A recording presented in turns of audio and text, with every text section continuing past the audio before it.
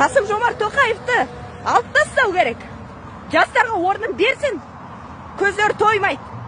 Ақшаны қымқырып-жымқырып байған үстіне бай. То, что правда, то правда. Факты есть факты, правда есть правда.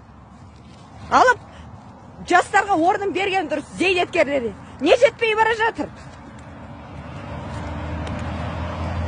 Бұрынғы кезде, кеңес одағында совет өкіметі кезінде техникалар болған. Жаңағы трактор сондай. Адам осы өмірден өткеннен озғаннан кейін жаңағы сол техникамен барып жаңағы сондай су кетіп жатқан, ол соған барып түседі ғой. Ол жаңағы мына климат, ауа райы, адамның жаңағы осы өмірден өткендегі жердің жаңағы